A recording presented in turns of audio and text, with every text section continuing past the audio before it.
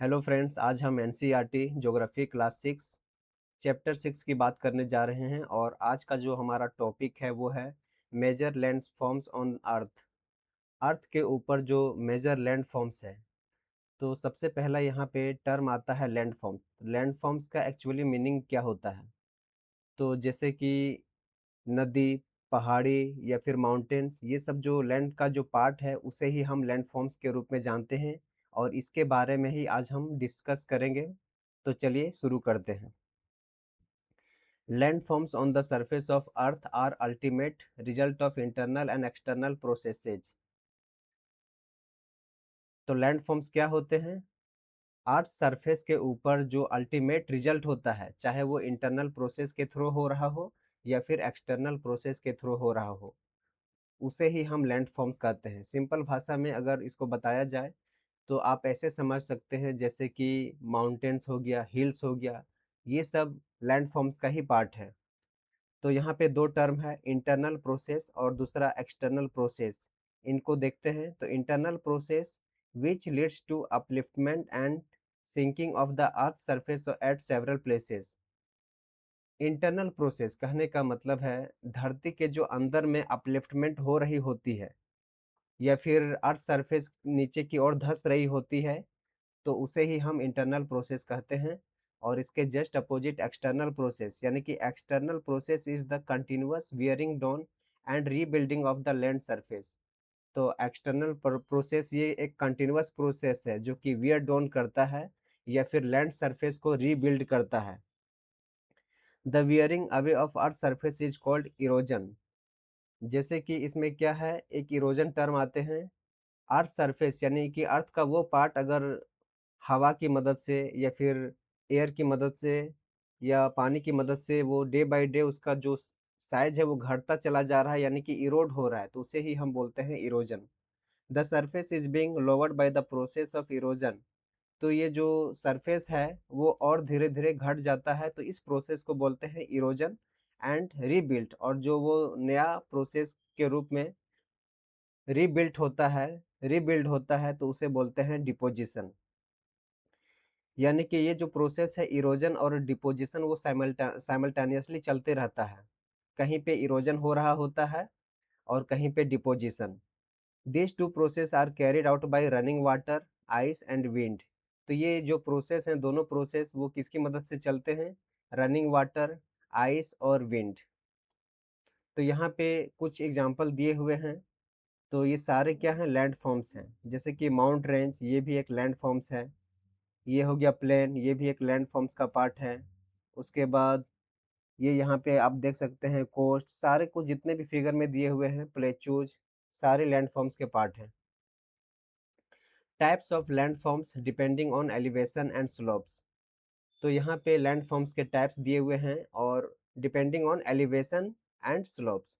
तो पहला हम देखने वाले हैं mountains. Mountains is any natural elevations of the earth surface which is considerably higher than the surrounding area। तो माउंटेन किसे कहते हैं? अर्थ सरफेस का जो एक नेचुरल एलिवेशन होता है, यानी कि अर्थ सरफेस में मतलब उसका जो हिस्सा होता है वो एलिवेशन होता है, यानी कि उसका जो हाइट है वो ज़्यादा होता है कंपेयर टू सराउंडिंग एरिया। ठीक है, तो उसे ही हम माउंटेन्स कहते हैं। The arrangement of mountains in a line is known as range. और माउंटेन्स का जो अरेंजमेंट किसी एक लाइन में होता है तो उसे हम रेंज के रूप में जानते हैं। रेंज यानी कि जैसे कि हिमालयन रेंज के रूप में जानते हैं। Many mountain system consist of a series of parallel ranges extending over hundreds of kilometres. बहुत सारे ऐसे भी माउंटेन सिस्टम हैं जो कि पैरेलल रेंजेज हैं, मतलब कि एक सीरीज बनाते हैं पैरेलल रेंजेज में, और लगभग 100 किलोमीटर तक वो एक्सटेंड करता है। जैसे कि Himalayas, the Alps, Andes are mountain ranges of Asia, Europe and South America respectively. जैसे कि यहाँ पे उदाहरण में दिया गया है, जो हिमालयन रेंजेज है वो एशिया में बिलोंग करता है, अल्प्स यूरोप का है और Andes south America. In some mountains there are permanently frozen river of ice, they are called glaciers। कुछ माउंटेन्स में वहाँ पे जो रिवर्स होते हैं उसके अंदर में माउंटेन्स के ऊपर, तो वो पूरी तरह से परमानेंटली फ्रोजन होते हैं, मतलब कि बर्फीला होता है, बर्फ होता है वहाँ पे, तो उसे हम ग्लेशियर के रूप में जानते हैं। There are 3 types of mountains. Mountains 3 तरह के होते हैं। पहला है फ़ॉल्ट माउंटेन्स, दूसरा है ब्लॉक माउंटेन्स और तीसरा है वोल्केनिक माउंटेन्स। तो इन तीनों टॉपिक को हम डिटेल में डिस्कस करते हैं। पहला हमारा था fault mountains. These mountains are created where two or more of the Earth's tectonic plates are pushed together। ये जो फोल्ड माउंटेन्स है वो कब क्रिएट होता है? जब दो माउंटेन्स आपस में जब इसके टेक्टोनिक प्लेट आपस में पुस्ट करते हैं एक दूसरे की ओर, तो उस केस में फोल्ड माउंटेन्स का क्रिएशन होता है। At these colliding compressing boundaries, rocks and debris are warped and folded into rocky outcrops, hills, mountains and entire mountain ranges। तो जब आपस में दोनों माउंटेन्स या दो जो यहाँ पे लैंड का जो पार्ट है वो जब कोलाइड करते हैं कंप्रेसिंग बाउंड्रीज की ओर, जब मूव करते हैं एक दूसरे की ओर, तो उससे क्या है बहुत सारा रॉक और डेब्रिस भी मतलब वो बन जाता है। और उसके बाद एक हिल्स या फिर माउंटेन्स या फिर पूरा इंटायर माउंटेन रेंज के रूप में डेवलप होता है। The Himalayan mountains and the Alps are young fold mountains with rugged relief and high conical peaks। जो हिमालयन माउंटेन्स है या फिर अल्प्स जो माउंटेन है वो यंग फोल्ड माउंटेन है, मतलब कि ये उतना पुराना नहीं है, ये रिसेंटली ही इसका फॉर्मेशन हुआ है। विथ रग्ड रिलीफ, यानी कि ये थोड़ा सा उबड़ खाबड़ है और इसका जो हाइट है वो कॉनिकल पीक है, कुछ इस तरह से ट्रायंगुलर या फिर conical peak. The Aravalli range in India is one of the oldest fold mountain system in the world. और इंडिया का जो अरावली रेंज है वो one of the oldest fold mountain system है पूरे दुनिया का। The Appalachians in North America and the Ural mountains in Russia have rounded features and low elevations, they are very old fold mountains. तो जो अपलेचियंस mountains हैं जो कि north America में देखने को मिलेगा और यूरल माउंटेन्स रशिया में है, उसका जो फीचर्स होता है वो राउंड फीचर्स होता है और उसका एलिवेशन कम है। कहने का मतलब जो उसका हाइट है वो बाकी माउंटेन्स के कंपैरिजन में थोड़ा सा कम है। और ये किसका भी एग्जांपल है? ये very they are example of very old fold mountains, यानी कि ये ओल्ड फोल्ड माउंटेन्स का ही उदाहरण है। यहाँ पे पिक्चर्स में दिया है फिगर में फोल्ड माउंटेन्स। तो ये जो इस टाइप से होते हैं उसको बोलते हैं फोल्ड माउंटेन्स। और अर्थ का जो अपर लेयर होता है, अपर पार्ट होता है, उसे ही हम क्रस्ट के रूप में जानते हैं। दूसरा माउंटेन्स है यहाँ पे block mountains. This types of mountains are created when large areas are broken and displaced vertically. Block mountains किसे कहते हैं? तो ये इस टाइप के माउंटेन होते हैं या फिर क्रिएटेड किए जाते हैं जब लार्ज एरिया, एक बड़े जो एरिया है वो टूट कर अपने जगह को डिस्प्लेस कर लेता है वर्टिकली, यानी कि ऊपर से टूट कर नीचे की ओर बैठ गया। जैसे कि यहाँ पे फिगर में देख सकते हैं, ये कुछ जो एरिया है वो ऊपर तक रहा होगा लेकिन बाद में ये टूट के नीचे की ओर धंस गया। ठीक है, तो ये ब्लॉक माउंटेन्स के रूप में एग्जाम्पल है। और ऊपर दिख रहा होगा कि ये ब्लॉक टाइप से बना है, टेबल होता है ना उस टाइप का। तो यहाँ पे जो एग्जांपल दिया है, ये जो ब्लॉक माउंटेन का जो अपर वाला हिस्सा है उसको बोलते हैं होस्ट, और इसका जो नीचे वाला जो हिस्सा है धस के जो नीचे आ गया है उसको बोलते हैं ग्रेबन, यानी कि ये ऊपर और ये नीचे गया है। ठीक ना? उसके बाद नेक्स्ट टाइप में माउंटेन्स हैं वो है volcanic mountains. These mountains are formed due to volcanic activity. तो ये जो माउंटेन्स फॉर्म्ड हुए हैं वो उसका क्या रीज़न है? वोल्केनिक एक्टिविटी के चलते इस माउंटेन्स का फॉर्मेशन हुआ है। इसी कारणवश इसे वोल्केनिक माउंटेन्स का नाम दिया गया है। जैसे कि mount Kilimanjaro in Africa, Africa में एक माउंट किलिमंजारो है, तो वो इसका एग्जाम्पल है। और दूसरा है mount Fujiyama in Japan. Mount Fujiyama कहाँ पे है? जापान में है, वो भी एक इसका एग्जाम्पल है।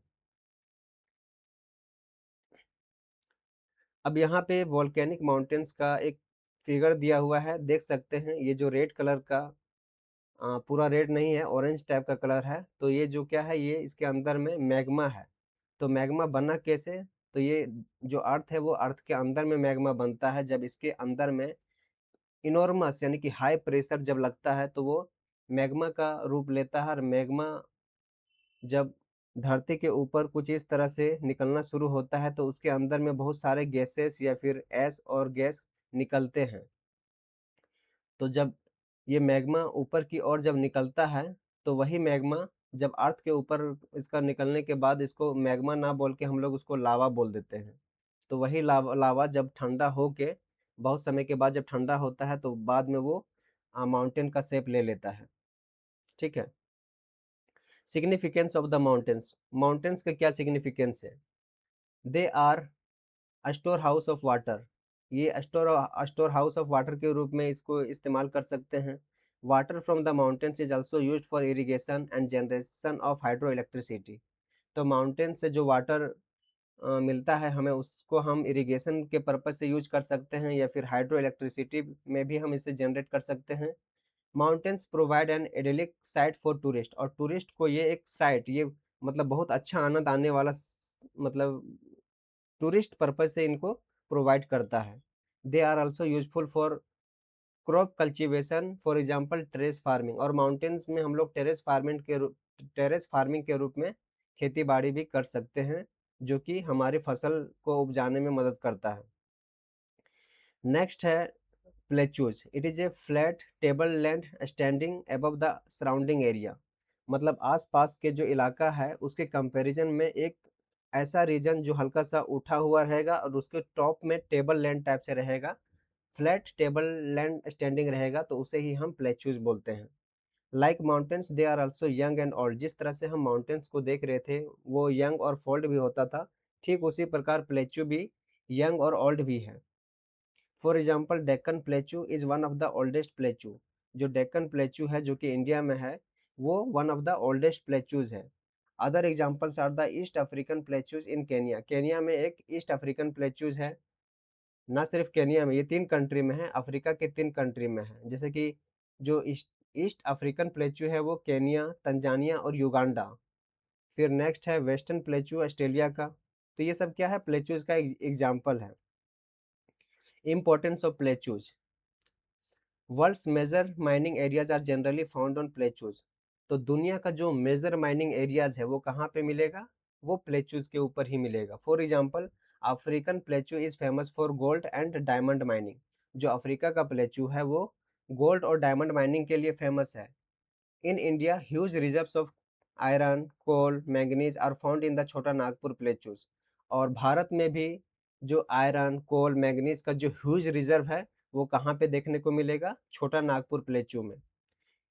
इन the plateaus area there may be several waterfall as the river falls from a great height. तो प्लेचूज रीजन में बहुत सारे वाटरफॉल्स भी पाए जाते हैं, तो वो एक बड़े हाइट से मतलब कि नीचे की ओर पानी गिरता है और उससे इलेक्ट्रिसिटी को जनरेट किया जाता है। In India the Hundru fall in the Chota Nagpur plateau on the river Subarnarekha and Jog falls in Karnataka are example of such waterfall. तो यहाँ पे वाटरफॉल का एग्जाम्पल दिया है। एक है हुंड्रू वाटरफॉल जो कि छोटा नागपुर प्लेचू में है, सुबर्णरेखा नदी के ऊपर, और दूसरा है जोग वाटरफॉल जो कि कर्नाटका में है। The lava plateau are rich in black soil that is fertile and good for cultivation. तो जो लावा प्लेचू है, लावा का जो पठार है वो रिच है ब्लैक सॉइल में और फर्टाइल भी होता है, ताकि it is good for cultivation. Plains, plains मतलब जहाँ पे हम लोग रह रहे होते हैं, तो उसे हम प्लेन्स बोला जाता है उस रीजन को। This are large stretches of flat land, यानी कि एक लंबी जो स्ट्रेचेज में फैला रहता है समतल एरिया, उसे ही हम प्लेन्स के रूप में जानते हैं। They are generally not more than 200 metres above sea levels, और सी लेवल से 200 मीटर से ज़्यादा ऊपर नहीं होता है। ऑलमोस्ट सी लेवल से 200 मीटर तक में ही उसका जो हाइट है उतना ही रहेगा। Generally plains are very fertile, और जो प्लेन्स रीजन्स होते हैं वो वेरी फर्टाइल होते हैं, यानी कि वहाँ पे आसानी से हम लोग खेती बाड़ी कर सकते हैं। Most of the plains are formed by rivers by depositing the eroded materials along their courses and in their valleys. तो जो भी प्लेन्स रीजन है उसके आसपास रिवर्स होते हैं, और वही रिवर्स जो है वो मिट्टी या फिर मिट्टी ला के उसको डिपॉजिट करते हैं या फिर इरोड करते हैं उस मटेरियल को, और वहाँ पे हम लोग अच्छा खासा फसल को उपजा सकते हैं। This plains are thickly populated region in the world, और ये जो रीजन होता है ये वहाँ पे पॉपुलेशन, हाई पॉपुलेशन डेंसिटी होता है, मतलब वहाँ पे लोग ज़्यादातर वहीं पे रहते हैं। For example Gangetic belt in India, तो जो गंगा रिवर है, गंगेटिक बेल्ट, तो पॉपुलेशन वहाँ पे बहुत ज़्यादा है। ठीक उसी प्रकार जो यांगजे रिवर है चाइना में, तो उस रिवर के किनारे बहुत ज़्यादा पॉपुलेशन डेंसिटी है, तो यही कारण है। वहाँ पे फर्टाइल सॉइल है, फसल वगैरह ईज़िली हम उपजा सकते हैं। तो लास्ट हमारा यहाँ पे इंटरेस्टिंग पॉइंट्स कुछ दिए हैं, उसको भी हम देख लेते हैं। A hill is a land surface that rises higher than the surrounding area. Hills क्या होता है?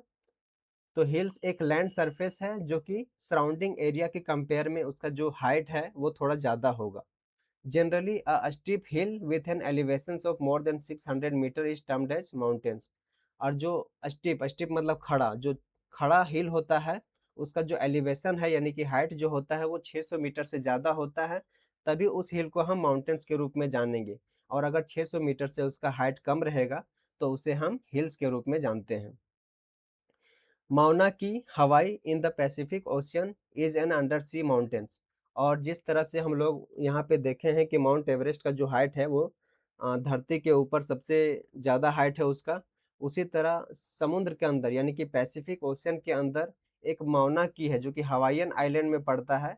वो अंडर सी माउंटेन है, मतलब सबसे बड़ा। It is higher than Mount Everest being 10,205 metres high, यानी कि ये माउंट एवरेस्ट से भी ज़्यादा बड़ा है। ये अलग बात है कि ये समुंदर में है, पैसिफिक ओशियन में है और उसका हाइट कितना है? 10,205 मीटर। तो दोस्तों ये था चैप्टर। और वीडियो अच्छा लगा हो तो चैनल को सब्सक्राइब करें, लाइक करें और हो सके तो शेयर करें। मिलते हैं नेक्स्ट वीडियो में। Thank you for watching. जय हिंद, जय भारत।